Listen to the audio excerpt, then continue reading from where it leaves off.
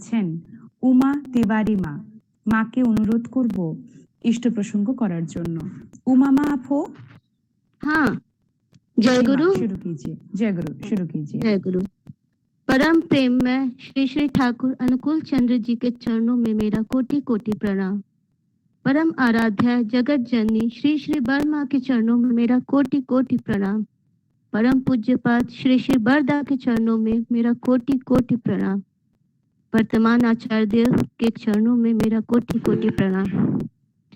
सबसे पहले तो यहाँ सभी लोग जो उपस्थित हैं उनको भी मेरा जय गुरु।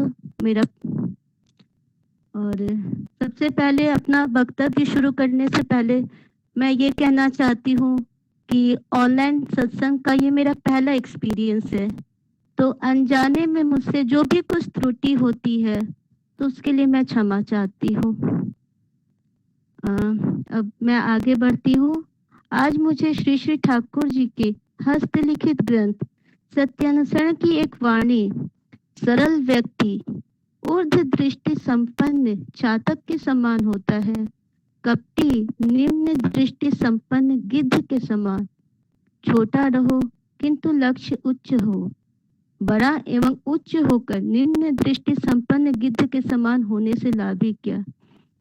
इसकी व्याख्या करने का सुअवसर मिला है। तो यहाँ सबसे पहले हमें सरल का अर्थ समझना होगा। सरल का अर्थ है जो निरंतर गतिशील है, जिसकी गति कभी न रुकती है न कम होती है। सरल का अर्थ ऑनेस्ट या ईमानदार और सीधा या स्ट्रेट भी होता है। मूर्ख या बेवकूफ तो बिल्कुल ही नहीं होता। सत्यानुसरण में श्री श्री ठाकुर जी सरल व्यक्ति की तुलना चातक पक्षी से किए हैं। चातक पक्षी की विशेषता होती है कि वह कितना भी प्यासा हो या प्यास से मरने वाला हो, तब भी वह इंद्र या बादल के देवता, वर्षा की देवता से ही याचना करता है, किसी अन्य से नहीं। अर्थात केवल वर्षा का ही जल ग्रहण करता है, किसी अन्य स्रोत का नहीं। जन श्रुति के अनुसार चातक पक्षी स्वाति नक्षत्र में बरसने वाले जल को बिना पृथ्वी में गिरे ही ग्रहण करता है, इसलिए उसकी प्रतीक्षा में आसमान की ओर टकटकी लगाए रहता है। वह प्यासा रह जाता है लेकिन कहीं और का पानी ग्रहण नहीं करता। उसी प्रकार सरल व्यक्ति की भी विशेषता होती है। परिस्थिति चाहे कैसी भी हो, अपने आदर्श के प्रति उसका प्रेम कभी कम नहीं होता है। वह हर समय आदर्शमुखी रहने की चेष्टा करता है।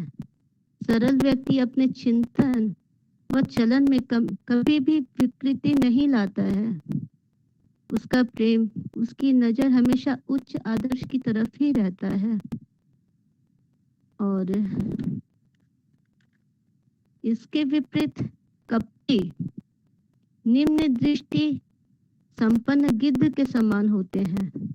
कपटी से हम क्या समझते हैं, उन्हें हम क्यों गिद्ध के समान कहते हैं, समझते हैं।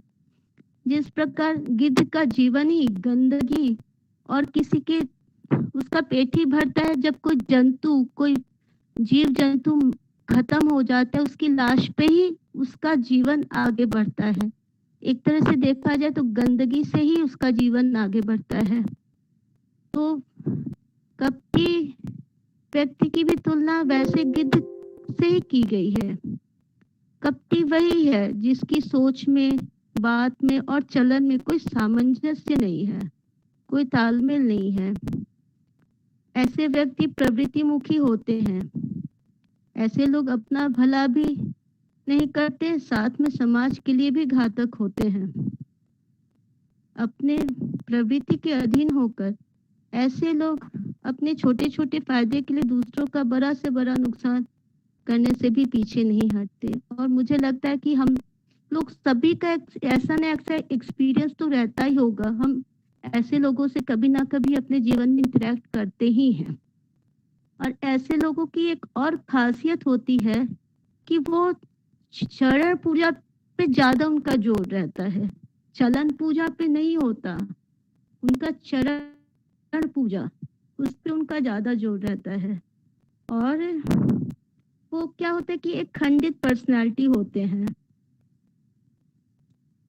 श्री श्री ठाकुर जी चाहते हैं लोग अखंडित पर्सनालिटी के अधिकारी बने।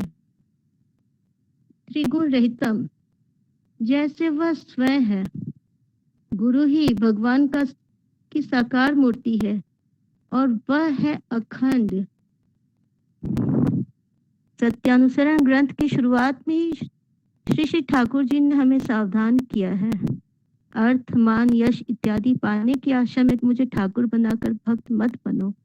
तुम्हारा ठाकुरत्व न जागने पर कोई तुम्हारा केंद्र भी नहीं, ठाकुर भी नहीं।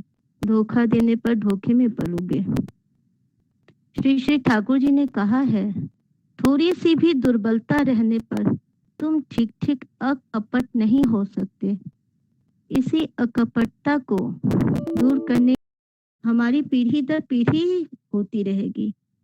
अब प्रवृत्ति के अनुसार चलने पर क्षणिक सुख तो मिल सकता है, इनफैक्ट बहुत ज्यादा ही क्षणिक सुख मिल सकता है, पर सर्वनाश का ही कारण बनता है। कपटता के विषय में चलार साथी ग्रंथ में श्री श्री ठाकुर जी बोले हैं, कपटता पारिपार्श्विक को भ्रांत कर अपनी उन्नति के द्वार को स्वयं बंद कर देती है।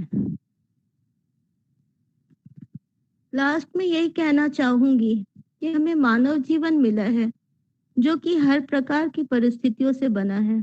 इसमें सुख दुख आशा निराशा सबका आना जाना लगा रहता है और रहेगा भी, मगर हमें अपने इष्ट अपने आराध्य पर अटूट विश्वास रखते हुए, उनके उच्च आदर्शों को लेकर चलते हुए, उनकी प्रतिष्ठा का उच्च लक्ष्य रखते हुए आगे बढ़ते रहना चाहिए।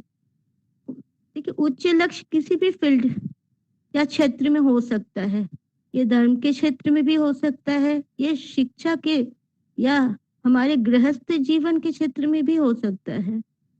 हमें स्वयं बचना बढ़ना है और साथ ही अपने पारिपार्श्विक को भी बचाना बढ़ाना है, और यही धर्म है। और इसके साथ ही मैं अपना वक्तव्य यही समाप्त करना चाहती हूँ। जय गुरु।